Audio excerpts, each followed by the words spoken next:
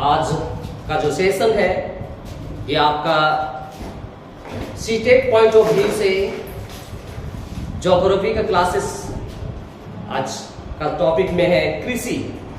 दोस्तों, अगर आप मेरे चैनल मुर्मू कॉम्पिटिटिव वर्ल्ड को सब्सक्राइब नहीं किए हैं तो कर लें, शेयर करें, बेल आइकन को दबाएं जिससे आपको नए नए वीडियो का नोटिफिकेशन आपको मिलेगी। तो आज का सेशन में है, आज बताने जा रहे हैं कृषि। ये जीएस पॉइंट ऑफ व्यू, चाहे कोई भी एग्जामिनेशन पॉइंट ऑफ व्यू से आप तैयारी कर रहे हो, सारे पॉइंट ऑफ व्यू में ये बहुत इंपॉर्टेंस है और खासकर ये सीटेट पॉइंट ऑफ व्यू से बहुत इंपॉर्टेंस है। ठीक है, तो कृषि अगर हम बात करते हैं कृषि, तो भारत के लिए, भारत में देखा जाए तो भारत में कृषि जो है ये क्या है, बुनियादी, यानी किसको कहते हैं बुनियादी। बुनियादी का मतलब हो गया कि यह रीढ़ का हड्डी है। ठीक है, रीढ़ का हड्डी है, क्योंकि ऐसा इसलिए है कि भारत में 100% लोगों में से मोर देन 65 एंड 70% लोग जो है वो कृषि पर डिपेंड करता है। ठीक है, 65 या 70% लोग जो है कृषि पर डिपेंड करता है। आज भारत एक विशाल कृषि प्रधान देश इसलिए क्योंकि यहाँ की आबादी विश्व की आबादी से दूसरा स्थान में हम लोग आते हैं। ठीक है, इसलिए व्यवस्था पूर्ण रूप से नहीं होने के कारण आज 70 या 65% लोग कृषि पर आधारित है। हालांकि आज इस विकासशील देशों के दरमियान भी बहुत सारे ऐसे टेक्निक को हम लोग यूज कर रहे हैं जिसे हम लोग नई नई चीजों का प्रयोग करके कृषि उत्पत्ति को हम लोग थोड़ा सा क्या कर रहे हैं, इंक्रीजिंग कर रहे हैं, लेकिन फिर भी ये हमारे रीढ़ का हड्डी भारत के लिए। ठीक है, तो नेक्स्ट, कृषि को या कितनी प्रकार से कृषि को अगर जब हम करते हैं तो कई प्रकार है। गहन कृषि है, आदिम कृषि है, हस्तांतरण कृषि है, बहुत तरह के कृषि हमारे पास पाए जाते हैं। लेकिन वास्तविकता क्या है कि हमारे पास आज भी 3 श्रेणी में मेनली हम जो बांटते हैं वो 3 श्रेणी में ही पाया जाता है। वो कौन कौन है?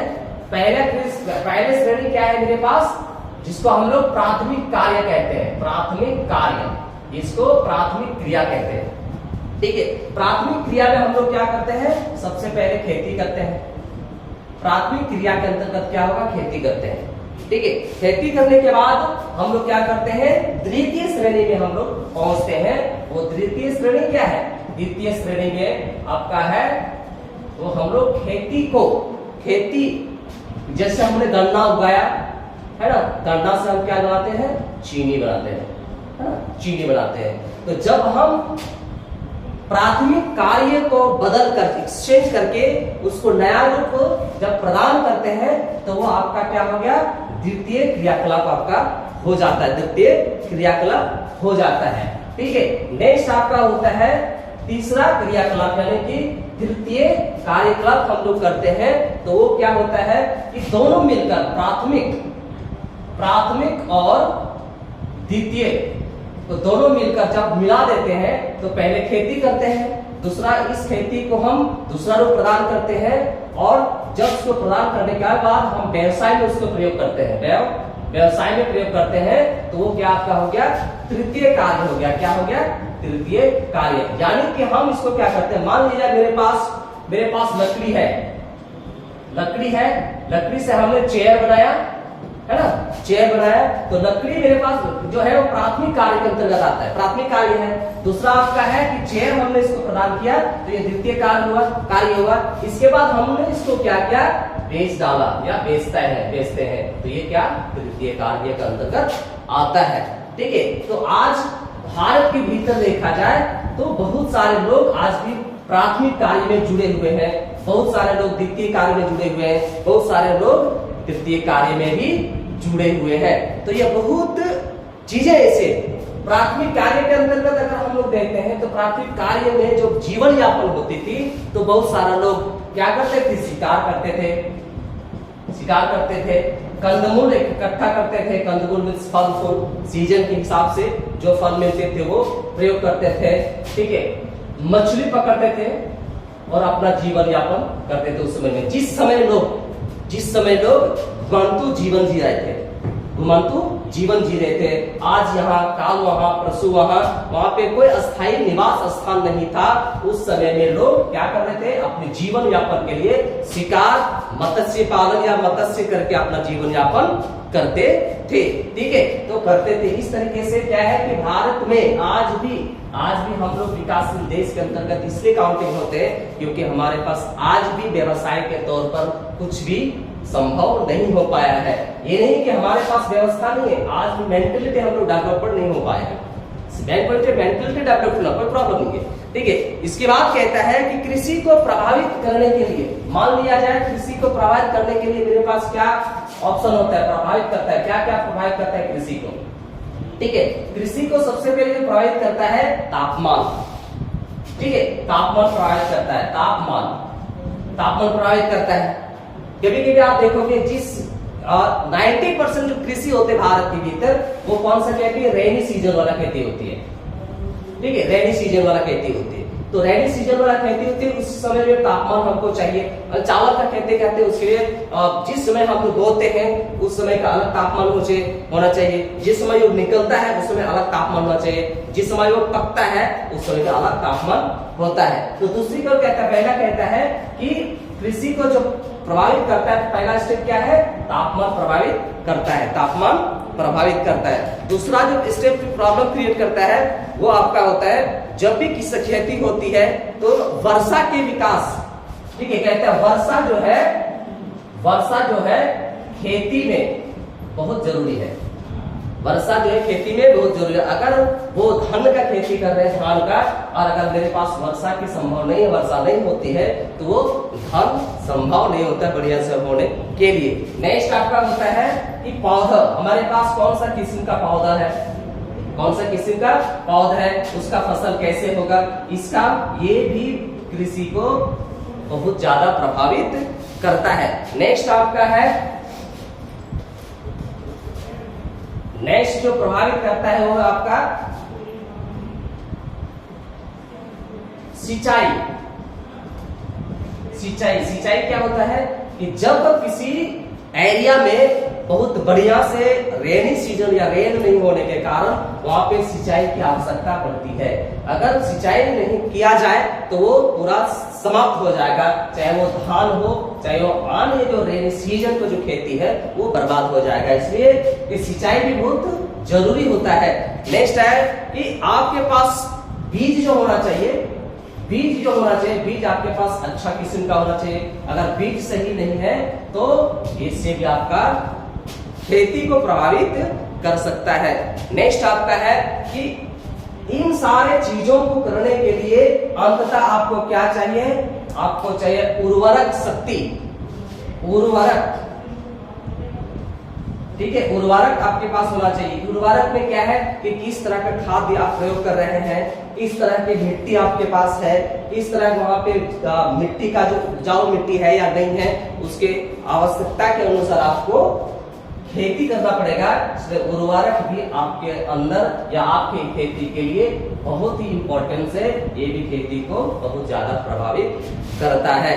ठीक है, नेक्स्ट कहता है कि हम कृषि को किस तरीके से वर्गीकरण करते हैं। वर्गीकरण, कृषि का वर्गीकरण कैसे करें, कितना स्टेप में हम उसको वर्गीकरण करेंगे। अगर कृषि को देखा जाए तो मेनली दो प्रकार से हम उसको वर्गीकरण करते हैं।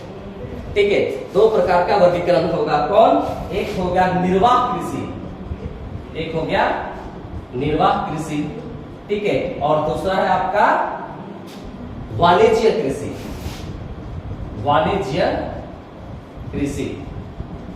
ठीक है, इन दोनों के बीच में डिफरेंस क्या है, इन दोनों के बीच में डिफरेंस है कि निर्वाह कृषि का मतलब हो गया एक छोटे दर्जे के किसान होंगे, वो अपने जीवन यापन के लिए, अपने फैमिलीज के लिए जो खेती करेंगे और अपने निर्वाहन करेंगे, अपने फैमिलीज का निर्वाहन करेंगे। भारत के भीतर देखा जाए तो कई ऐसा राज्य है, झारखंड ही देखिए, झारखंड के अगर हम लेते हैं तो ऐसा नहीं किसी के पास 10 एकड़ 15 एकड़ एक जगह जमीन है।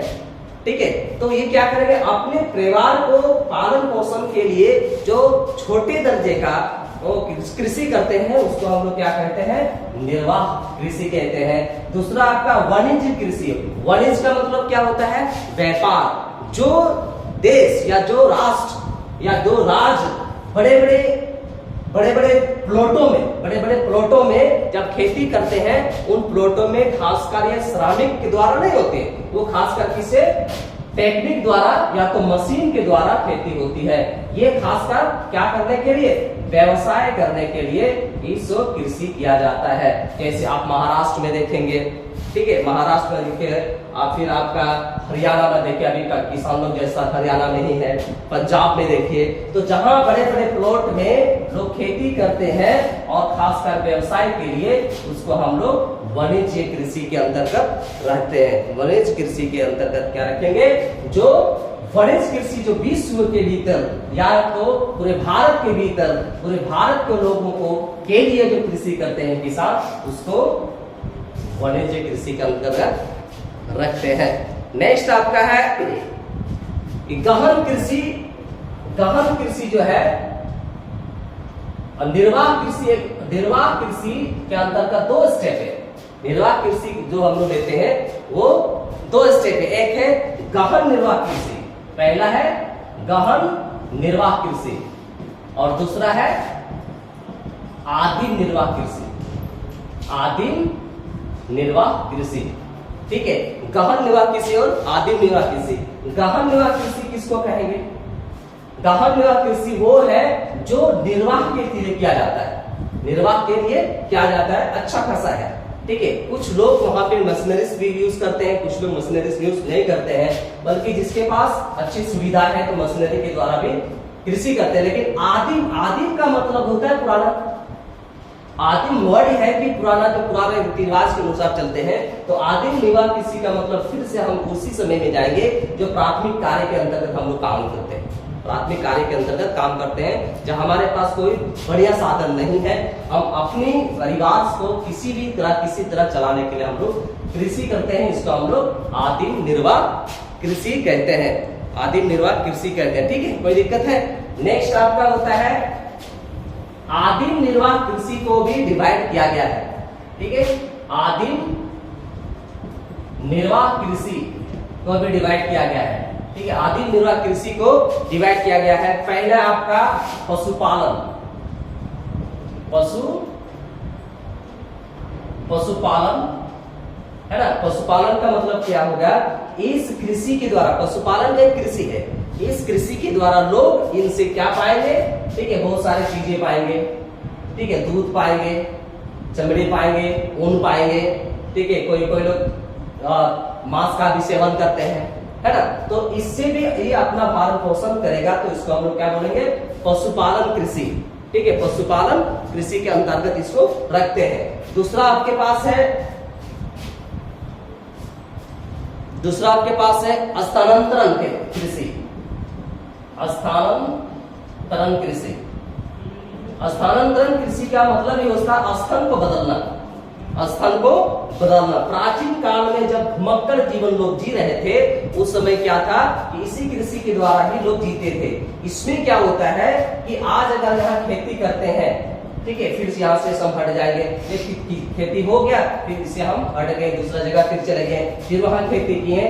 तो इस समय में क्या होता था कि नए नए जगहों पर खेती करने के लिए किसान या तो जनजाति लोग, खासकर ये जनजाति लोग उस समय किए हैं, तो ये यहाँ से यहाँ तक कहीं भी वो घूमते रहते थे, नए नए खेतों को वो बनाते थे। तो खेत को बनाने के लिए उसको क्या करना पड़ता था, अगर जंगल है तो जंगल काट के वहां पे राख बनाया जाता था। दैट मीन्स इस चीजों को जला देने के बाद वो राख के द्वारा उसको कृषि करते थे। तो ये आपका क्या हो गया, स्थानांतरण कृषि। स्थानांतरण कृषि का मूल रूप है कि जब एक इंसान एक जगह पे हमेशा कृषि नहीं करे, बदल बदल कर कृषि करता है, वो क्या हो गया, स्थानांतरण कृषि हो गया। ये प्राचीन काल में देखने को मिलता था, प्राचीन काल में देखने को मिलता था, ठीक है। नेक्स्ट आपका पॉइंट है कि जब हम वाणिज्य कृषि को देखते हैं, जब हम वाणिज्य कृषि को देखते हैं, तो वाणिज्य कृषि का भी कुछ रूप है। वाणिज्य कृषि वनिज कृषि को भी बांटा गया है। तो वनिज कृषि को बांटा गया कितने भागों में? ये 3 भागों में बांटा गया। पहला है वाणिज्य अनाज खेती, पहला हो गया वाणिज्य अनाज खेती, ठीक है, वाणिज्य अनाज खेती। वाणिज्य अनाज खेती के अंदर क्या होता है कि जो भी लोग अपने खेत में व्यवसाय के लिए जब खेती करते थे, व्यवसाय के लिए जब खेती करते थे, उसको वाणिज्य अनाज कृषि के अंतर्गत रखा गया। दूसरा है क्या? मिश्रित कृषि। सेकेंड में आपका था मिश्रित कृषि। मिश्रित कृषि कौन है? जब एक ही खेत में कई प्रकार के फसलों को लोगों ने उगाया, उसको हम लोग मिश्रित कृषि कहते हैं। इतना बड़ा खेत हमारे पास है, एक खेती को खत्म किया तो दूसरा खेती शुरू किया, दूसरा को खत्म किया तीसरा खेती शुरू किया, उसको हम लोग कहते हैं मिश्रित कृषि, ठीक है, मिक्स करके जो खेती किया गया। तीसरा जो पॉइंटेड था आपका है वृक्षारोपण कृषि।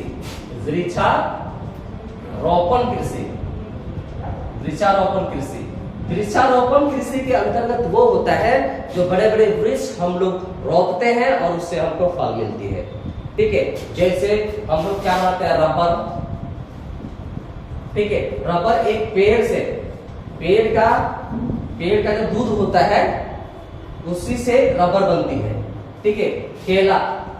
केला रोपण कृषि, केला से हमको क्या मिलती है? फल मिलता है, ठीक है। हम अंजीर हो गया, जितना भी बड़े पेड़ों की तरह होती है, पेड़ बड़ा होकर उससे हमको फल मिलते हैं, उसको हम लोग कुल मिला के रोपण कृषि कहते हैं। चाहे वो सेब हो, चाहे वो केले हो, चाहे अंजीर हो, चाहे आड़ू हो, जिस प्रकार का जो हम लोग रोपण कृषि करते, आम हो गया, वो सारा क्या है? रोपण कृषि के अंतर्गत पाया जाता है, ठीक है, रोपण कृषि के अंतर्गत पाया जाता है। नेक्स्ट हम लोग चलेंगे, वो आपका है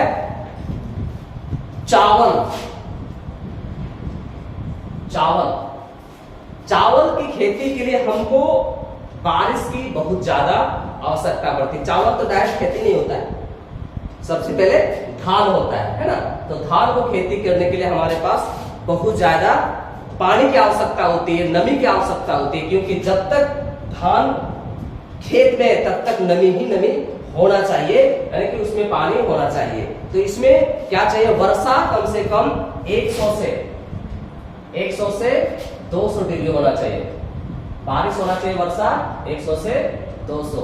कब? जब हम इसके बोते हैं, जब हम बो रहे हैं उस समय बारिश इतना होना चाहिए। सिंचाई का आवश्यकता भी पड़ती है। अगर बारिश, हमने धान बो दिया, हमने धान बोने के बाद देखें कि बारिश नहीं हो रही है, तो जब बारिश नहीं हो रही तो हम क्या करेंगे? हमको सिंचाई करना पड़ेगा, है ना, सिंचाई करना पड़ेगा। सिंचाई करने का मतलब क्या हो गया कि अगर ये इस खेत में अगर पानी नहीं तो पानी हमको डालना पड़ेगा। इसमें भी तापमान होना चाहिए, ठीक है, इसमें तापमान होना चाहिए। जब ये पकता है तो 125 डिग्री समथिंग, 125 डिग्री समथिंग क्या होना चाहिए? तापमान होना चाहिए, तब ये पकेगा, अन्यथा खराब हो जाएगा। अगर वो धान बाली होने के बाद, बाली समझते हैं ना, बाली होने के बाद अगर वो बारिश खूब ज्यादा होने लगा, वो भी तकलीफ है, ठीक है। खूब ज्यादा धूप होने लगा, वो भी तकलीफ है। इसलिए इसका जो उपयुक्त तापमान है पकते समय लगभग 125 डिग्री सेल्सियस उनको धूप मिलना चाहिए, तभी वो आसानी से बैठ पाएगा। आज की क्लास इन्हीं के शब्दों के साथ खत्म करते हैं, फिर मिलेंगे इस ब्रेक के बाद। धन्यवाद।